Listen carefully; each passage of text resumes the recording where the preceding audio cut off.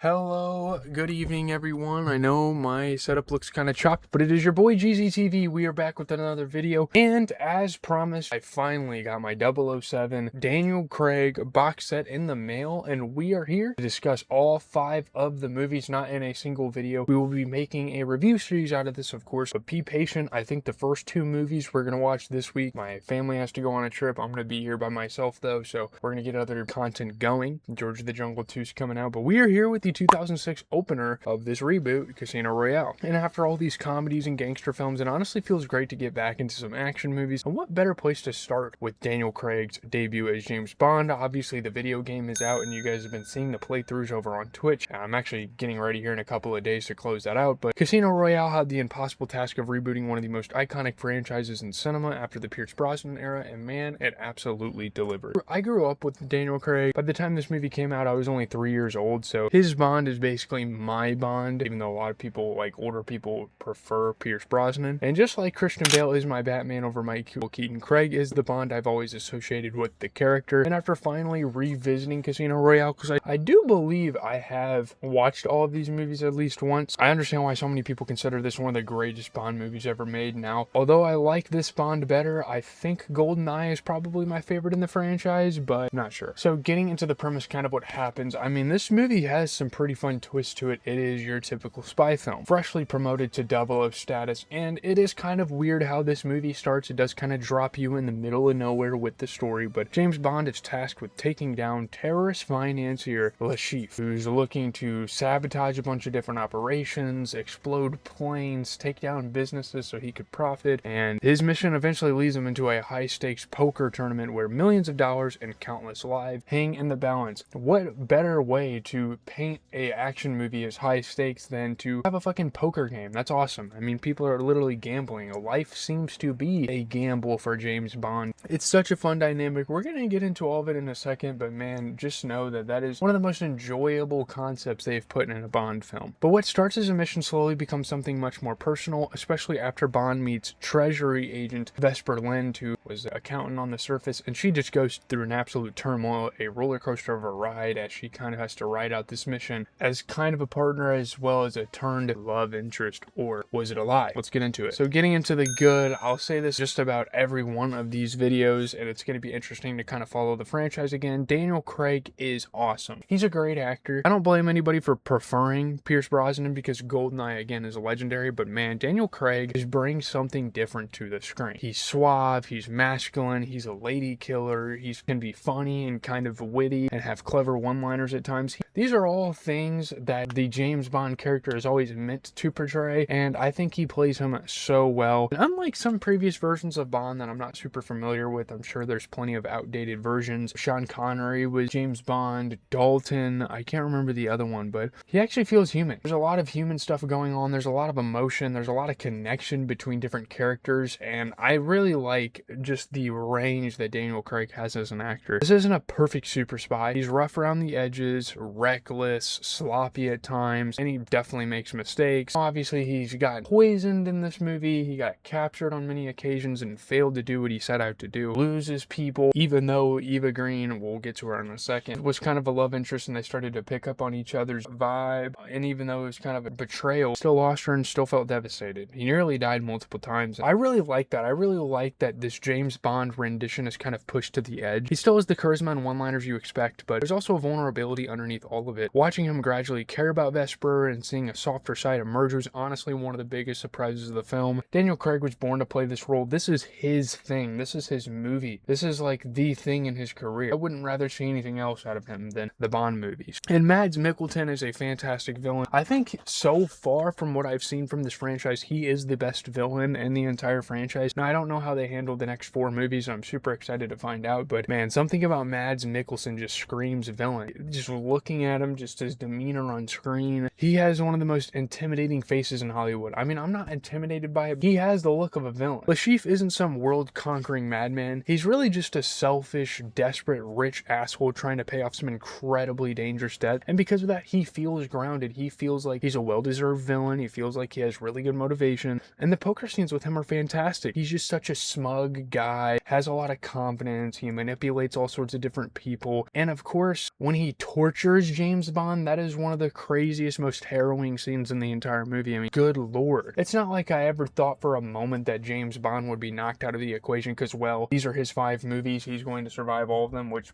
I guess that kind of sucks to know, but it's so great. Watching him beat Bond with that rope while laughing is one of the craziest villain scenes in the franchise, and hitting him in the fucking balls, it's just painful. And I honestly wish Mads had gotten more than one movie because he was awesome. I do think he got shot in the head. It's not like they're gonna do some fake out death. I mean, they could. He is amazing. I love him as a villain. Hitting him in the balls and even thinking about like cutting his balls off if he doesn't give him the password to his account with all the money in it. It's crazy. And Eva Green getting into Vesper Lynd as a character and the actor. Shout out to the absolutely beautiful Eva Green. This is easily her best role for sure, because Vesper's story was absolutely incredible, and the way they executed that and the way Eva Green plays it is amazing. At first she seems cold and reserved, almost uninterested in Bond's flirting, but over time the two develop a relationship that feels far more emotional than the average Bond romance. Now Bond is obviously a ladies' man. He's a womanizer. That's a big part of what makes the character so awesome and what makes people love him so much, is he's always looking to get a little piece, you know, even if he's on a mission, even in a serious situation. Their chemistry worked, their trauma bonded them, which is a little cliche in Hollywood, but still. And the movie really makes you believe Bond was ready to leave everything behind for her. Now obviously there was other like romance in the beginning of the movie when he had a hookup with the mistress of the guy who he stole the car in the poker game. There was all that stuff. I mean, that seemed kind of irrelevant once we get to Vesper Lynd, because what a fucking character she is. And the ending is absolutely heartbreaking despite what she did to him. Her betrayal does hurt, but once you understand why she did what she did, it's hard to really hate her as a character and hate her motivation. She became trapped in a nightmare and ultimately sacrificed herself. It's a very tragic end to his story. Now, he obviously wins the day because Lashif gets killed saving his life, and he obviously gets the money from Mr. White, which we might talk about in a second, but he loses in the fact that this love that he got teased throughout the movie is long gone. Because of that, Vesper Lynd has to be one of the greatest Bond girls ever by default. This movie's great. I mean, not only does it have one of the best villains in the franchise, but also the love interest is one of the best. And the poker tournament is brilliant. The whole sequence with the poker. Who would have thought that Texas Hold'em would become the centerpiece of a spy movie? And yet somehow it works perfectly. Every hand kind of feels like an underdog sports movie. Bond versus Lashif almost feels like a David versus Goliath situation. Lashif is experienced while Bond is still learning. There are mind games, bluffs, trash talk, and moments where Bond literally almost dies during the tournament. He gets poisoned and he has to get resuscitated by none other than Vesper. The tension throughout these sequences was incredible. I mean, it's such a unique thing. We'll get into some of the action here in a second, but this movie does a good job at not overly relying on spectacle to make action. They have such a dope concept with the casino backdrop for a Bond movie. You don't really need shootouts all that much, and I love the poker stuff, but the movie still does have action, and it is great. The parkour chases, the airport sequence, the Aston Martin crashing and him rolling over, swerving out of the way so he doesn't run over Vesper, the close quarter fights, the shootouts, man, it's satisfying, it's gritty, it's just full-blown insane. It makes the movie so exciting, and it's what really makes the movie fantastic as well, is just all the action set pieces with the airport. And because I'm currently playing the new Bond game, it was really cool seeing how much emphasis they put on the parkour and physicality. There was a whole beginning sequence where I don't remember what country they were in, maybe it was Madagascar, and he was chasing this guy through, ended up killing him, the inexperienced son of a bitch he is, but they're like climbing the crane, they're jumping from shit. It's so fun to watch because it's so much like what the game I'm playing. The action never felt over the top, it just worked. And I mean, movies like this and John Wick are pretty much unbeatable in terms of action sequences, and I will stand on that. And just getting into the atmosphere of the movie, I have a lot to say here. Martin Campbell absolutely knew what he was doing. The black and white opening was stylish as hell. Different countries and cultures, the luxurious hotels, the resorts, suits, the music, the Monsieur greetings. It's such a dope backdrop in the aesthetic. Everything about this movie just feels so high class, and of course, the song by Chris Cornell, You Know My Name, absolutely killed it with that. It's one of the best Bond themes ever. This movie just has some of the best stuff you've seen in the entire franchise, and Judi Dench as M is great. Even her just being subtle just has this exhausted energy throughout the movie. Like every time Bond calls, she's basically saying, James, not again. And that's the whole thing. That's her whole persona as a character in these movies. And I love it. She's stern, sarcastic, disappointed, but you can tell she genuinely cares about him. And Judi Dench is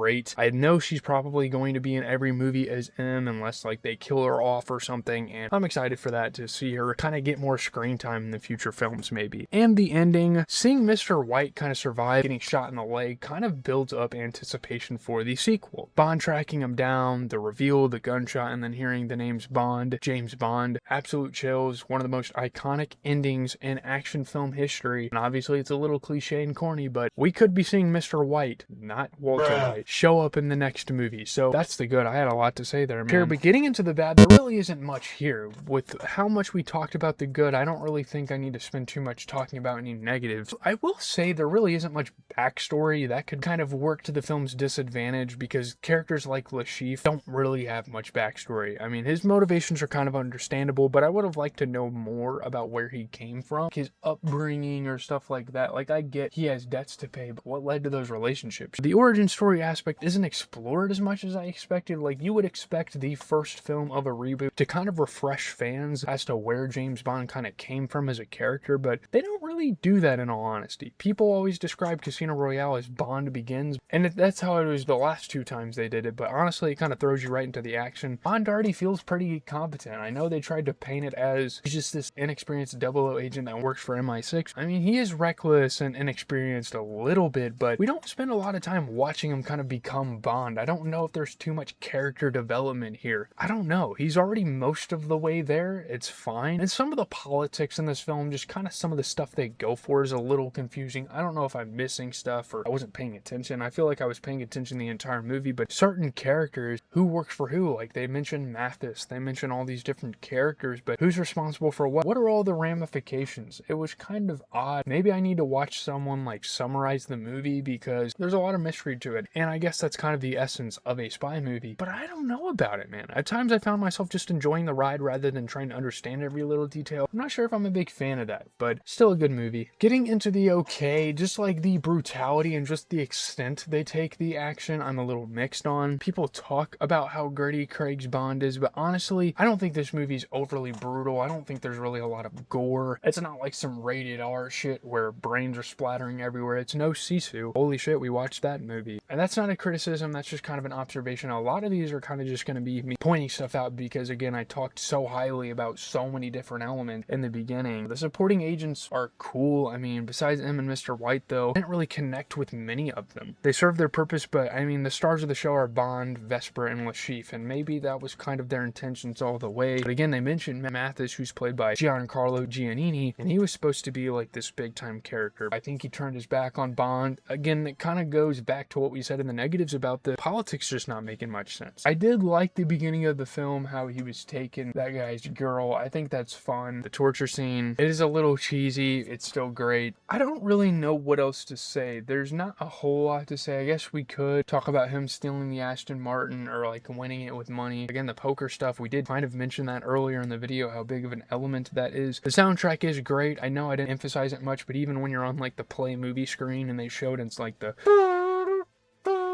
almost like some Jaws shit. It was loud as fuck. The movie feels grand though. Grand and classy is what the soundtrack goes for, and this movie, it's damn near at its best. A lot going on, some fun moments, some good character development. James Bond's a human. That's kind of all I got. So getting into the review, Casino Royale succeeds because it remembers something very important to open up this reboot years and years ago. James Bond is cool, but beneath the coolness, Daniel Craig's Bond is vulnerable. He gets hurt, he falls in love, he trusts the wrong people, he loses, and those experiences slowly shape him into the version of Bond that we know, or at least we should know. Now, it's not the stereotypical what you would expect an action hero or even a James Bond rendition to be, but the relationship with Vesper gives the movie so much emotional weight. Mads Mikkelsen gives us one of the best villains in the series. The poker tournament creates incredible tension, and I know I'm kind of rehashing things for and Martin Campbell delivers one of the classiest action movies of the 2000s, probably as of now my favorite action movie of the 2000s. It is so damn good. The John Wick movies came out in 2010s, so it's safe to say this is probably my favorite. I don't know if I'd put it above GoldenEye just as an overall Bond film just yet, and with 4 Craig films still left to go, I can't call it the best Bond movie ever, but I absolutely understand why so many people do. One of the best Bond movies ever made. Daniel Craig's debut is phenomenal, Mads Mikkelsen is fantastic, Eva Green is unforgettable, and the film balances action, style, and heartbreak better than almost any spy movie of its era. And man, it feels good to finally be back covering action movies. Bond season has officially begun. Strap in. We're giving this an 8.8 out of 10. This movie is phenomenal. I don't really know what else to say. I would give it like a 9 out of 10, but it doesn't really compare as much to GoldenEye as most people would give it credit for. So with that being said, I don't know how long this video is going to be. I should get it edited by tomorrow, and then we're going to watch, I think, Quantum of Solace. I think that's what it's called. That's going to be the next movie. We're going to watch George of the Jungle this coming weekend while my parents are out, so we can kind of just get that out of the way for you guys. And if I have time, I might even go to the theaters to watch Supergirl. Obviously, there's a lot of things going on. I have to start working on my top 100 NBA players with all the playoff considerations in the way as well on the channel. I do that every year. That has to be done. So,